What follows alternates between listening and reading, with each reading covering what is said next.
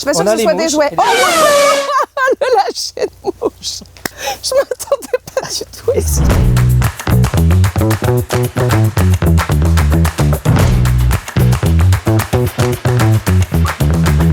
Ça sent la mâche. Aujourd'hui, je crois que c'est récolte, on a de la chance. Salut Mathieu, qu'est-ce que tu fais dans ton champ de mâche? J'étais en train de regarder un petit peu le stade, l'avancement un petit peu du séchage donc des plantes. Ah ouais, on va parler des étapes et tout ça, hein, parce qu'on a plein de choses à apprendre sur la mâche. Aujourd'hui, le programme, c'est quoi? Récolte? Récolte. Alors, je sais que tu fais autre chose que de la mâche. Je fais de la courgette, du concombre, des navets et des oignons aussi sous tunnel. Et ça, on pourra aller voir ça aujourd'hui? On fera ça après. Et puis, je crois que c'est une exploitation familiale ici. C'est ça, donc j'ai repris moi, en 2003, je me suis installé. Mes parents étaient agriculteurs tous les deux. Mon père a pris la retraite il y a une dizaine d'années, donc je me suis mis en société avec ma mère, qui a pris la retraite donc le 1er janvier 2024, et j'ai mon fils donc il s'est installé à sa place. Ah oui, alors là, famille de génération en génération, la passion se transmet. Bon, j'ai plein de questions à te poser. Allons-y. Allez. Et alors le temps est un peu menaçant quand même. J'ai l'impression que c'est une petite course contre la montre avec la météo. Il nous annonce de l'eau pendant l'après-midi. Et ça, c'est pas cool. Pas du tout même, parce que la plante de mâche est très fragile. Si ça pleut sur les andins, si ça pleut sur les petits pompons, sur les graines, toutes les graines tombent à terre. Et on peut plus les récolter. On peut plus les récolter. Oh là là, donc on va prier très fort. C'est ça. Vous allez prier très fort en commentaire. Il faudrait qu'il puisse pleuvoir à partir de quelle heure? Ce soir à 18 ou 19h, ça serait le top. Eh bah parfait, on demande à l'univers. T'as parlé d'andins, tu nous expliques en 2 mots ce que c'est les andins? C'est cette partie-là.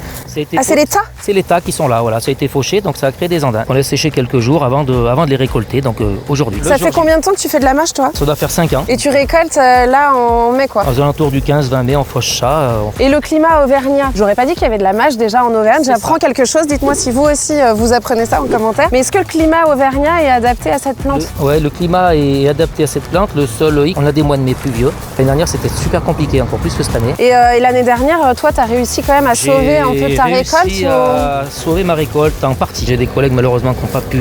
Ils ont tout perdu? Qui ont tout perdu, ouais. Oh là là. Alors, si on parle un peu des étapes, pour comprendre comment ça se passe la mâche, c'est 3 étapes. Le semis. Évidemment. On commence ça fin septembre, début octobre, avec un semoir normal, un semoir à blé, un semoir traditionnel. Toi, t'as quelle surface? 6 hectares. Ah oui, d'accord. Ce qui donne un produit fini autour de quoi? Quelle quantité? C'est 1 tonne à l'hectare qu'il faudrait réaliser. Ah ouais, quand même. Ouais. Oh, ça fait beaucoup de graines, hein? Ça fait beaucoup de graines. Ok, donc le semis et ensuite? Donc on a le fauchage. Donc là, c'est ça. C'est le fauchage et après la récolte. Et après, une fois que vous avez récolté, là, maintenant, c'est le job de l'imagrin à ce moment-là. Donc nous, ça part en benne, on vide directement dans les bennes et après, ça va directement à l'usine qui est là-bas et on va au séchage. Une fois que vous avez récolté le champ, tu peux le réutiliser pour d'autres... C'est ça, aussitôt derrière, on travaille le champ en fait et après, on peut mettre soit un tournesol, soit un maïs, des variétés précoces. Tout de suite après? Aussitôt derrière, oui. Ah oui, donc c'est quand même assez pratique la mâche pour ça. Ça te permet d'optimiser la productivité de ton champ. C'est beaucoup de boulot, mais toi, t'aimes ça? Voilà. Ah bah oui, ça va être fait pour ça. Depuis petit? Depuis petit, ouais. C'est marrant parce que c'est quand même un truc que tous les agriculteurs que j'ai rencontrés ont en commun, hein, c'est la passion. Oui. Je sais que beaucoup d'entre eux nous regardent. Si vous aussi, mettez passion comme ça en commentaire. Mais c'est vrai que c'est un truc qui se transmet aussi de génération en génération, c'est beaucoup dans les familles. Tu te verrais pas faire autre chose? Ah non, pas du tout. Qu'est-ce que t'aimes là-dedans, toi? C'est surtout ces cultures-là. C'est tout des choses à la main, c'est plus du jardinage à grande échelle. Ah ouais, ok. Et voilà, j'ai toujours aimé ça aussi, donc après, c'est vrai que c'est plus mon truc, ouais. D'être dehors, au grand air. C'est exactement ça. Donc là, qu'est-ce qu'on fait? On va récolter? On va attendre un petit moment parce qu'il y a encore d'humidité dans les andins. Ah, et on peut pas récolter quand c'est humide? On peut pas récolter parce que la graine va pas se détacher de la plante. Donc on attend que ça sèche? On va attendre un tout petit moment que ça sèche. Sèche-cheveux, quelque chose géant? Et donc on va aller faire un petit tour dans les tunnels pour faire un lâcher de mouche. Un lâcher de mouche dans les tunnels. Alors là, au niveau du suspense, je pense qu'on va vous laisser là-dessus.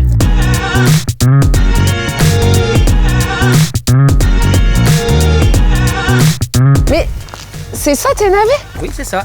Mais c'est des fleurs! Ben oui, c'est des navets. Oh, c'est magnifique! Et il y a beaucoup de mouches. Hein. Et oui, c'est des insectes pollinisateurs. Ah, c'est les mouches qui pollinisent? C'est ça, c'est les mouches. Je crois que c'était les guêpes, les abeilles. Ça peut aussi, mais sous les tunnels, ça tient pas forcément. Avec la chaleur, elle résiste pas. Ah ouais? Oui, que les mouches. C'est un peu Fort Boyard quand même, hein. Ah mais dis donc, ça bzzz ici. Ah ouais, il y a plein de mouches. On a mouches. plein de floraison. Ok, c'est la floraison. Donc ça, c'est du navet semence. C'est du navet semence, voilà. Vous aviez déjà vu du navet comme ça, semence, vous? Dites-nous en commentaire, parce que moi, c'est la première fois. Et c'est vraiment très joli. Il fait assez chaud quand même, hein. Vous sentez pas, vous, mais... Et donc, ça fait que les mouches, après, donc, pollinisent. Elles se baladent un petit peu partout et donc, elles pollinisent. Mais ça, c'est toi qui les amènes, les mouches? C'est moi qui les emmène. Tu fais des lancers de mouches. Ça tombe bien, aujourd'hui, j'ai un lancer de mouches qui est prévu. Ah, c'est vrai? Et voilà. Elles sont où? Elles sont là-bas, elles sont un petit peu plus loin. Moi, j'ai jamais fait ça. Hein. Lâcher de mouches, je ne connaissais pas. C'est quand même très beau. Hein. Je sais pas si toi, t'es sensible à ça. Rien qu'aux couleurs, déjà. Ah, alors... Ça fait plaisir. Là, c'est un petit peu la pochette surprise. Je suis pas sûre que ce soit des jouets. Oh, le lâcher de mouche. Je m'attendais pas du tout. Et si. Mais c'est vraiment Fort Boyard. Alors, on fait quoi? Et ben on jette tout ça sur le sac ou par terre à même le Ah sol. ouais, c'est l'heure du petit déjeuner. À table. C'est l'heure du petit déjeuner. Tout le monde descend. Et donc, tu les laisses là. Voilà, je les laisse là. Et donc après, ça va s'ouvrir. Elles vont s'ouvrir tout doucement. Elles vont s'ouvrir tout ouais. doucement. Tu vois, elles sont en train de sortir de leur carapace. Et puis voilà. Ça fait qu'après, ça fait des mouches et elles se baladent partout et elles pollinisent. Et donc elles pollinisent et après, donc tu vois, on a des siliques. On a des siliques qui sont en train de se former comme là en fait. Donc ça, c'est ce qui n'a pas été pris, ce qui n'a pas été pollinisé. Ok. Et après, quand on voit ça, les siliques des navets commencent d'arriver et de se remplir. C'est où il y aura la graine après. Et c'est dans combien de temps tu vas pouvoir récolter? On va dans 1 mois et demi à peu près, là, vers début juillet. Toi, t'aimes faire ces cultures-là? Oui, surtout celle-là, oui, c'est des cultures qui changent, c'est tout des choses à la main. Ah, c'est à la main, donc c'est un savoir-faire un peu plus C'est artisanal, ça. quoi. Comme toutes les cultures en général en potagère qu'on fait. Même tu dois désherber à la main. C'est tout désherbé à la main. Ouais, donc t'as le côté un peu jardin, jardinier, les mains dans la C'est terre. exactement ça, jardin à grande échelle. Donc ça, c'est les navets et t'as quoi aussi? Des oignons? Des oignons sous tunnel aussi, et après je fais des concombres, des courgettes et les mâches qu'on ira voir tout à l'heure. Mais dis donc, Oui. ça donne un peu faim, ça, quand même. Ce serait pas l'heure de déj? On va pas tarder aussi, on va y aller. Allez, salut les filles. On dit au revoir aux mouches. Hein.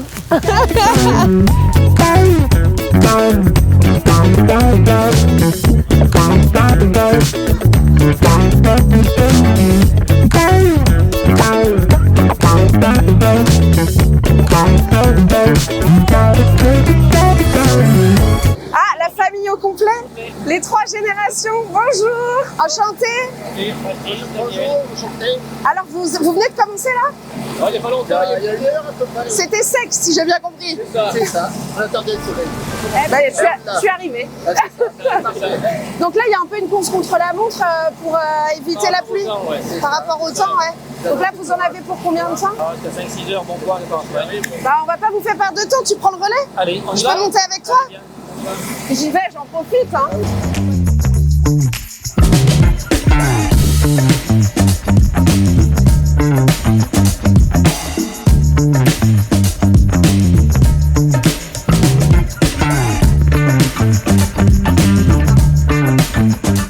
Donc toutes tes graines là, ça y est, elles sont parties pour la livraison. C'est l'heure de la livraison et c'est là que vous intervenez. J'aimerais que vous travaillez chez Limagrin. Moi, je travaille chez Limagrin, donc je fais la relation avec les agriculteurs. Donc là, les bennes de Mathieu, elles vont aller à l'usine pour être mises en séchage et ensuite retravaillées, mises en sac et partir chez HM Close pour la suite du processus. Sur la saison, combien de tonnes de graines 20 tonnes à peu près. Bon bah on vous laisse partir à l'usine.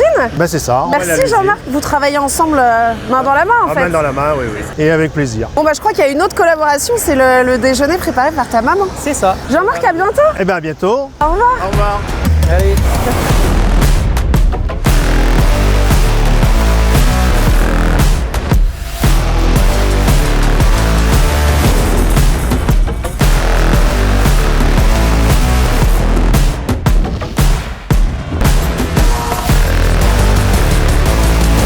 Bonjour.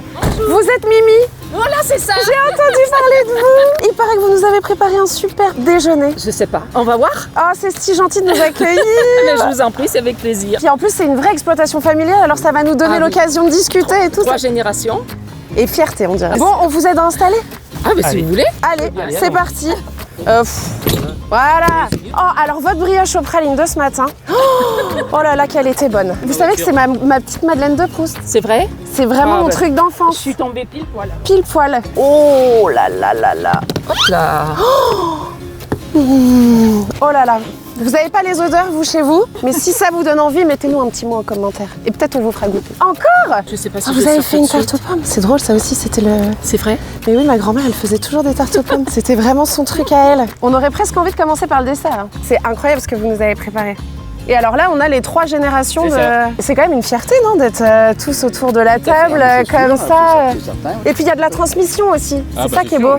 Toi, t'as grandi dans les champs. Ah bah oui, depuis tout petit, oui. Tu l'as emmené avec toi? Ah oui, plutôt petit, comme j'ai fait avec mon père avant. Ouais. Moi, j'ai le bonheur de l'accompagner. Oui, alors j'ai entendu dire que vous étiez assez proches tous les deux. Ah bah oui, oui. Vous passez beaucoup de temps ensemble. Ah ouais. Quand ils se voient pas, ils s'appellent. Mais vous voyez pas déjà tous les jours? Ah, Et on s'appelle 3 fois par jour. S'ils sont pas dans le même champ, ils s'appellent. on dort pas ensemble, mais pas loin. Oh, si ça c'est pas de l'amour, passer la passion d'homme en homme dans cette famille et en femme. C'est ça. Là, votre petit-fils va dans l'agriculture accompagné de son papa. Vous l'encouragez à ça? Ben, au maximum, oui. C'est important pour vous la terre. Ouais, hein, toi oui, aussi. oui, hein. c'est sûr. Ouais. C'est beau aujourd'hui de voir une famille comme ça qui continue à vivre ensemble. C'est dur. Ouais, c'est ça. C'est toi qui as le flambeau. C'est toi la suite. Si on est là. C'est sur ses épaules que ça repose. ça. Là. On a un collègue qui arrive à la rescousse avec une machine aussi. Ah, solidarité entre agriculteurs. Voilà. Vous travaillez beaucoup ensemble. Vous Oui. vous soutenez beaucoup avec les Ouais, agriculteurs. ouais. Surtout nous, dans notre partie, là, un peu les potagères, on est quand même quelques-uns à travailler ensemble et on se soutient assez, oui. L'union fait la force. C'est ça. On s'engueule jamais déjà. C'est vrai? Jamais. Jamais? Ah non, Mais quel est votre secret? Ah, je sais pas. Non, il peut le dire. c'est les mêmes idées. Ah ouais? Les mêmes idées. Bon, nous, on va finir de déguster toutes ces bonnes petites choses préparées par Mimi. Merci beaucoup pour l'accueil. Franchement, j'ai passé un très bon moment avec vous. Nous, on se retrouve très vite pour un nouvel épisode. N'oubliez pas de vous abonner, d'activer la petite cloche et je vous dis à bientôt dans les champs. Ciao! Salut.